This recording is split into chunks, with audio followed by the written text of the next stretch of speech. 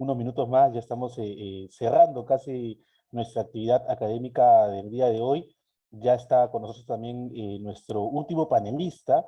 Vamos a cerrar igual con broche de oro. Hemos tenido les dijimos, ¿no? Vamos a tener una jornada un tanto larga, pero muy buena. Así que creo que ya estamos cumpliendo con eso. Así que todavía vamos a quedar unos 20 minutos más porque ya está con nosotros Armando Ábalos. Ya muchos lo conocen a Armando Ábalos, precisamente es un periodista muy conocido en nuestro país. Y lo voy a presentar brevemente para que ustedes conozcan un poco de su experiencia. Armando Ábalos es productor de televisión del Jurado Nacional de Elecciones actualmente, bachiller en Ciencias de la Comunicación por la Universidad San Martín de Porres, con estudios de psicología en la Universidad Quinta Garcilaso de la Vega. Dentro de su experiencia profesional, él ha sido jefe de provincias del Servicio de Noticias en ese momento, Frecuencia Latina, hoy Latina Televisión, y también ha sido reportero de 90 segundos, pero además productor de reporte semanal y de 90 matinal. Ha sido redactor de revistas del Diario Oficial El Peruano, encargado de la página judicial y el diario Gestión. Ha trabajado también en el Centro de Investigación de Panamericana Televisión. Y bueno, Armando, además de tener más de 10 libros publicados, ha sido conferencista en diferentes universidades como USIL, Las Américas, Jaime González Mesa, la Inca Garcilaso de la Vega, la San Luis Gonzaga de Ica, Emilio Bandizán de Huánuco, en la Universidad Científica del Sur, en la San Cristóbal de Huamanga, también en la UCB ha sido ponente en varias oportunidades, soy bueno, y también a través de esa sala virtual, entre otras importantes universidades nacionales y privadas de nuestro país. Ha recibido importantes reconocimientos también por su vasta experiencia de más de 30 años en el mundo del periodismo, y vamos a dejar en este caso a Armando Ábalos para que pueda compartirnos unos 20 o 25 minutos también su experiencia y todo lo que va a significar en el tema que nos va a tocar sobre la psicología aplicada en la redacción periodística. ¿Cómo la podemos usar? ¿Cómo está? Buenas noches, licenciado Armando. ¿Qué tal? Mucho gusto, muchas gracias a la universidad por la invitación, a los amigos y a los estudiantes que compartir una fecha tan especial como es el Día del Periodista. Para mí es un honor estar con ustedes y un placer estar con ustedes y más dirigirme a tantos estudiantes soñadores, ¿no? Como empezamos uno en esta carrera. Y yo siempre digo, ¿no? Que el periodismo no es solamente te hace un título, grado, sino el tener la vocación de ejercer una carrera. Entonces, para mí, periodistas son también los estudiantes, aquellos que están ahorita escuchando, y también a veces las personas que a veces no han estudiado, pero tienen esa vocación y han hecho grandes cosas por esta carrera. Entonces, para mí es importante y quería compartirles en esta pequeña exposición, les voy a compartir no solamente temas técnicos, sino también temas que para mí es muy importante, que es el tema moral, el tema personal, y les comparto, ¿no? Antes de empezar a hablar los temas técnicos, eh, el día de ayer estuve yo con mi profesor, después de 32 años de mi profesor de periodismo, lo fui a buscar para agradecerle, justo en estos días de periodismo, por lo que ha contribuido en mi carrera, y creo que es una de las cosas que uno nunca debe perder para los jóvenes que estamos empezando, los jóvenes que están escuchando hoy día, ¿no? Cuando pasen los años, es importante siempre ser agradecido. Y me quedo con una frase que me dejó mi profesor cuando me despedí ayer, cuando terminamos de conversar, que me dijo: la mejor biografía de un maestro son sus discípulos. Entonces creo que somos importantes, quienes están escuchando y quienes estamos construyendo a otras nuevas generaciones, aportar siempre. Voy a empezar con mi exposición abordando el tema de lo que es la tecnología y los nuevos avances que da la psicología en el campo y cómo se puede aplicar en el periodismo, ¿no?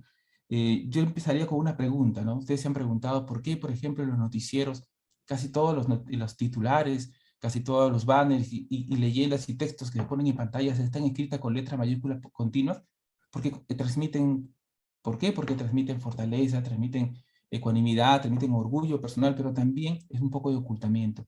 Ustedes se han preguntado por qué los logotipos de los canales siempre están casi siempre en el lado derecho de la pantalla, porque ese ángulo grafica, simboliza positivismo, objetividad, pero también esperanza y también metas para alcanzar. Entonces, siempre la psicología está en cada faceta que nosotros ponemos en desarrollar esta profesión. Por ejemplo, cuando ustedes ven un video de TikTok y se han dado cuenta que a veces bajan la pantalla y empiezan a encontrar un video interesante, un video gracioso y después un video que les atrae, otro que les molesta, pero nuevamente encuentran un video interesante.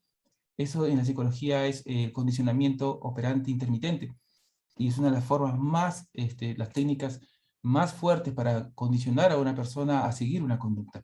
cuando te despiertas y encuentras tu celular, lo primero que haces, ¿qué es? Ver tu Facebook y ver cuántos mensajes has tenido, si tienes algunos comentarios, algunos likes. Ahí estamos dominados por la dopamina, que es una de las sustancias más adictivas que está en el cerebro, y que bueno, las redes sociales, en este caso, lo utilizan. Y, por ejemplo, al ver nuestros celulares, los emoji, ahora que utilizamos las caritas felices, ahora que ha salido, por ejemplo, el juego de calamar, todos ya se han acoplado ahí. Y el cerebro, cuando ve un emoji, activa las mismas áreas cerebrales que cuando ve un emoji o un rostro humano, ¿no? Un emoji y un rostro humano. Entonces, hay abundante información que los periodistas podemos utilizar para hacer mejores contenidos y coherentes a través de la psicología. La psicología me salvó muchas veces el pellejo en muchas coberturas en cuanto a técnicas de lenguaje corporal y también a algo tan básico que es el trato con las personas. Ahora voy a abordar un poco lo que es la psicología de escritura y quería ponerles un video. Es de la película El Señor de los Anillos. Es corta, quería que el tiempo no nos va a hacer, vamos a ser lo más puntual, preciso. Y en este video van a ver ustedes al personaje Sauron y el Señor de los Anillos, y quiero que se fijen durante este corto video las letras que están graficadas en ese famoso anillo y por qué. Luego vamos a explicarles, contribuye a la coherencia de un mensaje. A ver si lo ponemos rápidamente, por favor. Todo comenzó con la forja de los grandes anillos.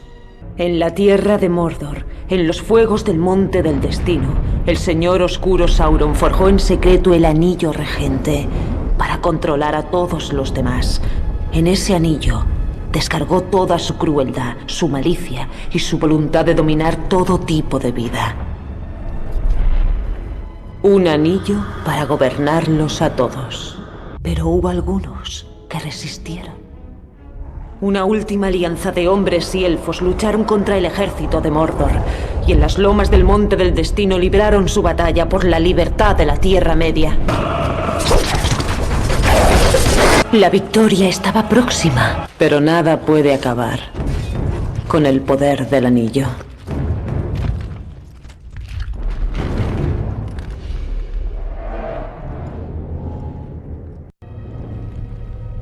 Cortamos ahí. Como ven ustedes en el video y mostramos en la siguiente lámina, el anillo que está en la película el de Sauron está dibujado con unas líneas que van como lanzas hacia la parte de abajo. Normalmente las personas escriben hacia abajo, pero cuando escriben hacia la derecha es lo normal, pero pocas o muy pocas son las que escriben con una forma tan lanzada hacia la parte de izquierda.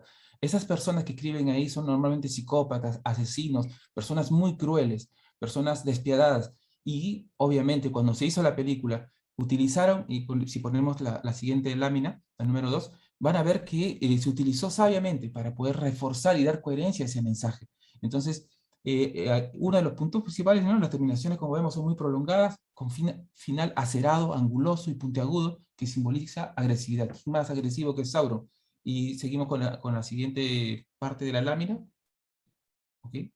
Pero, en fin, ahí, como vemos, la psicología es utilizada básicamente para reforzar el elemento. Ahora vamos a otro ejemplo.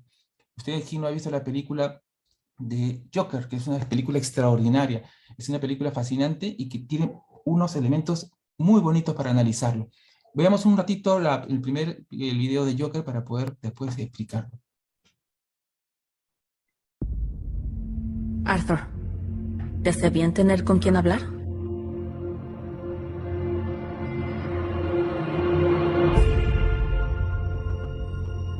Mi madre siempre me dice que sonría y ponga cara de felicidad. Me dijo que tenía una misión: hacer reír y alegrar al mundo. ¡Hey! ¡Hey! ¡Deténganlos!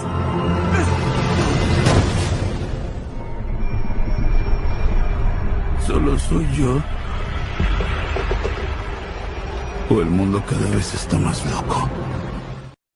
Perfecto. Cuando vemos en esta película, en estos pequeños fragmentos del inicio de la película, los realizadores utilizan sabiamente la grafología de la escritura. Si ustedes se dieron cuenta, cuando empezó la película, obviamente Arthur Fleck empieza la imagen de un payaso que empieza a vender lo que es alegría, jovialidad, usa un letrero amarillo con unas letras rojas llamativas, unas letras grandes para ser llamativas, pero sobre todo hay un pequeño gran detalle: usa unas unas rayas que van hacia la parte de abajo de las letras. En psicología de la escritura, cuando las personas, normalmente se ha encontrado en las personas que escriben su firma y la ponen en una raya hacia abajo, son personas muy sociables, personas que quieren acercarse a la persona, es sinónimo de comunicación, entonces de cordialidad. Entonces ellos, Miguel de Unamuno, el gran escritor español, firmaba y ponía una raya en la parte final de su escritura. Entonces, estas rayas van en el 20% del mensaje que se necesita, ¿no? Normalmente cuando uno ve una producción, un 40% es el poder de la imagen, otro 40% el sonido, y ese 20% que va directamente hacia el subconsciente es la escritura. Cuando ponen esas rayas, lo que quieren es reforzar el mensaje. Luego, ¡pah!, el hombre sufre ese golpe y lo apalean en ese callejón, y comienza el drama de Arthur Fleck, de Joker, que no solamente no era un psicópata, como muchos piensan a la hora que se grafica la película, sino era un sociópata, porque él era una persona que había sufrido en la infancia, había sufrido el rechazo de la sociedad, y normalmente los sociópatas sufren incluso el rechazo de sus padres o hasta abuso de sus padres. Entonces, como vemos, la coherencia del mensaje que utilizan en la película es amplia, porque incluso hay una escena cuando él mata a uno de los personajes, pero le perdona la vida a un enanito, un hombre bajo. ¿Por qué? Porque fue el único que le demostró cariño y amor. En otra escena, antes, cuando le dispara al conductor del programa de televisión, él dibuja estas frases en el vidrio, que son también figuras lanzadas hacia la parte de abajo, que van una preponderancia de las partes instintivas. Entonces, como vemos, la grafología sirve mucho para poder ir graficando todos esos aspectos y dar coherencia a lo que es el mensaje que necesitamos en televisión. Pasamos a la siguiente lámina. ¿Para qué? Para explicar cómo lo aplicamos esto ahora al periodismo diario. Por ejemplo, para hablar brevemente, en psicología de escritura hay 8 elementos que uno puede analizar, ¿no? El orden, el tamaño, la dimensión y todo, pero una de ellas es la dirección de línea. Por ejemplo, agarré este ejemplo de una captura de pantalla del programa Reporte Semanal, donde trabajé muchos años, y ahí vemos, por ejemplo, hablado de un reportaje de una banda de venezolanos, los Chamos de Valencia. Entonces, en el texto que he visto el reportaje, hablan de los personajes delincuentes. Obviamente se critica la actitud de estos delincuentes, malhechores, pero se pone unas letras que van dirigiéndose hacia la parte superior.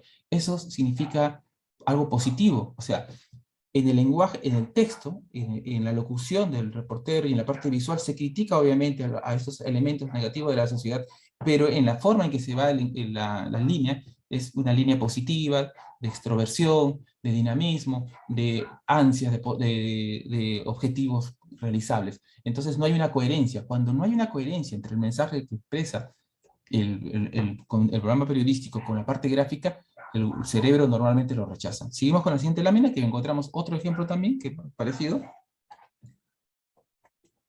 Y acá encontramos el programa, el anterior, disculpe, fue de Punto Final.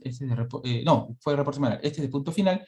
Y aquí un reportaje de mi pupilo, Jorgito Deck, donde él habla sobre una de las variantes de la COVID-19, la bestia, llamada la bestia, y como vemos, obviamente el reportaje es alertando y llamando la atención sobre esta variante de la COVID, pero las letras están dirigidas hacia la parte alta, o sea, inclinadas hacia la parte superior de la pantalla, por lo que significa también ángulo positivo. Entonces, ahí hay una incoherencia, y es un elemento que lamentablemente en las comunicaciones, en lo que es el diseño, nos enseña mucho lo que es la parte de proporciones, la parte de gráfica, ¿no? Incluso en los diseños muchos enseñan la psicología de color y de la forma, pero no la psicología de la escritura, que es un campo que se puede utilizar no solamente para periodismo, sino también para el diseño y para otras áreas.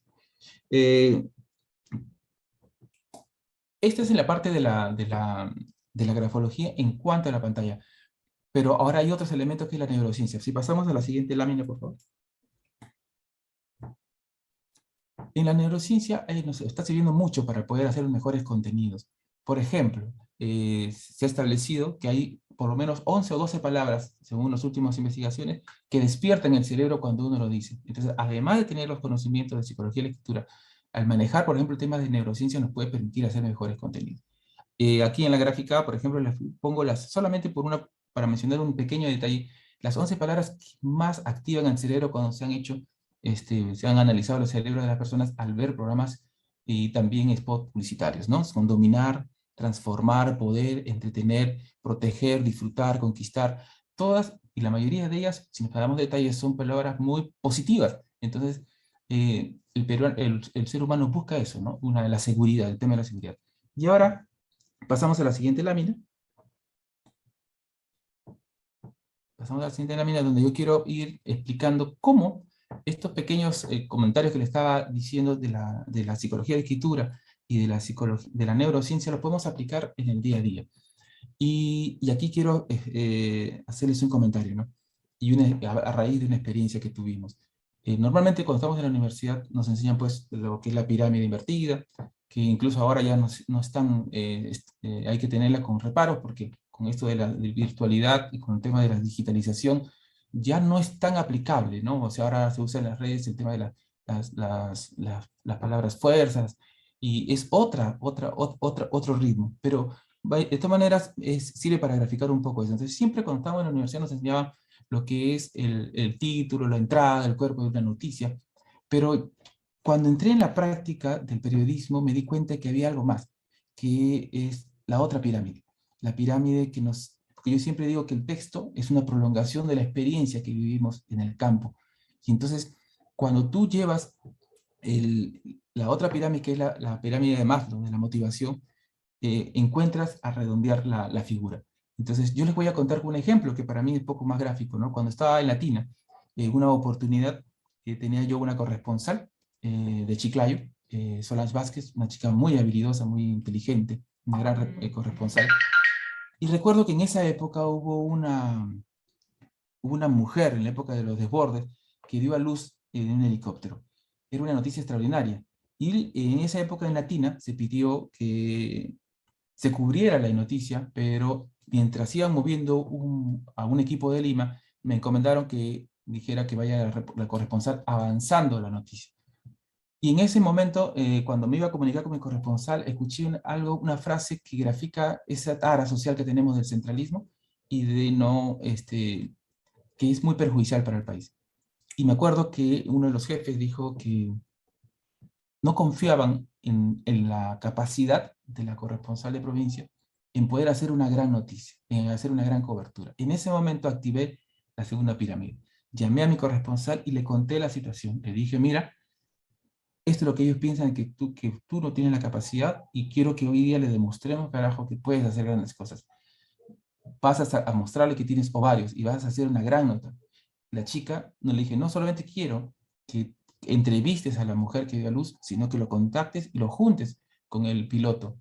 Y en ese momento ella, pues, la motivé apelando a la cuarta escala de la pirámide de Maslow, que es de la estima y de la aceptación, el afán que tenemos todo de reconocimiento.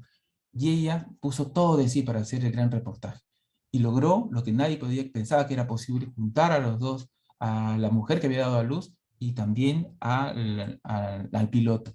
Y recuerdo que cuando el equipo de Lima iba a salir, y dijeron, bueno, que tu corresponsal haga la nota, pondremos esa porque no va a llegar la de Lima, y en la noche, para el día siguiente, ya pondremos a la de Lima. Cuando llegó el material de mi corresponsal, era extraordinario. Y ahí entró la segunda pirámide. Y me puse a escribir con alma, corazón y vida. Me puse a pensar en lo que sentiría la madre que iba a ser rescatada. Entonces me puse a sentir lo que sentirían los pilotos. Y hice el texto que iba compaginado y, como les digo, es una prolongación de la pirámide que nos enseñan en la universidad. Y en ese momento, cuando salió el reportaje, hubo un silencio sepulcral en Latino, porque todos quedaron conmovidos por la historia. Y fue la primera vez que todo el material que había mandado el equipo que mandaron de Lima no lo utilizaron y mantuvieron la nota del corresponsal. Esa fue una gran lección de que utilizando herramientas de psicología, pero también utilizando la motivación, que es parte de ella, podemos hacer grandes cosas. Quiero ponerles el reportaje para que lo vean, y después de eso ya algunas preguntas, y cerramos un poco la intervención. Vamos ahora con lo anunciado antes de la pausa comercial, que es una noticia linda, tierna, ¿no? Porque en Lambayeque, Josefa quien dio a luz en un helicóptero, una mujer maravillosa, además muy valiente, en un helicóptero de la FAP, mientras era evacuada por el tema de los huaicos, las inundaciones, se reunió, pudo reencontrarse con el piloto que la auxilió en pleno parto. Miren ustedes qué lindo. Fue la misión más hermosa de toda su carrera. Por fin la tenía en sus brazos a la pequeña Esperanza. Tengo una nueva hijada, una gran alegría para mi persona, para el Ejército del Perú y para la aviación del Ejército, y un nuevo integrante de nuestra familia aeronáutica. El comandante del ejército, Edward Albuquerque, no paraba de mirar y besar a la bebé que llegó al mundo en el helicóptero que él manejaba y que él buscó en medio del desierto de Lambayeque, donde su madre estaba en trabajo de parto. Bueno, ya tiene que ser piloto, sí o sí, desde ya estoy haciendo las coordinaciones con su mamá. La madre de la pequeña Esperanza pidió ver al héroe que la rescató a ella y a su bebé, al hombre que desde el desierto le hacía señales con el fuego de una llanta y que ahora la tenía delante suyo para decirle gracias. Ya que está un poco más tranquilo, hemos venido a ver a la bebé. Me dejaba a mí, me dejaba particularmente con su madre. Tenemos que algunos presentes. María Pingo Sánchez recibió contenta los pañales que le dieron sus ángeles de la guarda. Y con alegría recordaba cómo, si bien los militares le decían que tenga tranquilidad, su hija ya quería nacer en el helicóptero. Ya era hora, pues ya no se podía ya. Yo ya quería nacer en vuelo. Recorrimos con los pilotos del ejército el mismo camino que siguieron para encontrar a Esperanza y a su mamá. Y ahí los valerosos militares rescataron a otra madre gestante. Julia Martínez fue evacuada y pudo dar a luz mellizos en el mismo hospital donde está Esperanza y su madre. ¿Quién dijo que héroes solo son aquellos que ganan batallas? También aquellos que tienden la mano a los que necesitan ayuda y logran con sus actos cambiar la vida de otros. Qué bonito, y además qué lindo el texto del reportero, ¿no? Porque es cierto, ojo, se trata de un helicóptero del ejército, no de la Fuerza Aérea, pero en realidad es el ejército, la FAP, la Marina, los bomberos, todos los que han participado en ayudar, en poner a buen recaudo a tanta gente. ¿Qué hubiese sido de Josefa y de esta bebé hermosa si no hubiesen sido socorridas, auxiliadas en el momento en que ella estaba a punto de dar a luz? Y en ese momento, claro, al bebé no le vas a decir, espérate un ratito, en pleno helicóptero, ella trajo al mundo a esta criatura que por suerte nació sana, está preciosa además, y como si fuera poco, puede abrazar, tocar y ya hablar con tranquilidad con este buen militar que la ayudó asistiéndola, imagínense, para traer al mundo a su bebé. Qué linda noticia. Vamos ahora con lo anunciado antes de la pausa comercial, que es una noticia linda, tierna, ¿no? Porque en Lambayeque, Josefa, quien dio a luz en un helicóptero, una mujer maravillosa, además muy valiente, en un helicóptero de la FAP, mientras era evacuada. Ahí está, ok. Gracias. Sino que Juliana habla más que la nota. Juliana tenía eso, entonces era muy gracioso. Una vez me acuerdo que me dio porque haga una nota de 1 minuto, pero no, de máximo 1 minuto, y al final Juliana habló como 3 minutos, le digo, no se pasen, pues al final, pero sí. Pero fue un lindo recuerdo, pero quería graficar con este video que ya en la cancha, ¿sabes? Estas cosas que a veces lo hablamos en teoría, ¿no? Aplicar esas herramientas que nos pueden servir para mucho. El tema de la inteligencia emocional, que para mí es fundamental. He visto a lo largo de mi carrera que muchos chicos perderse muchos talentos por cosas tan tontas como no soportar a veces la frustración, o dedicarse a otras cosas, ¿no? Que no ponerle puncha, no tener actitud. Hay gente que he visto muy talentosa que se han perdido, y como también he visto gente que a veces no tiene tanto talento, pero tienen actitud y luego logran grandes cosas. Para mí más importante la actitud.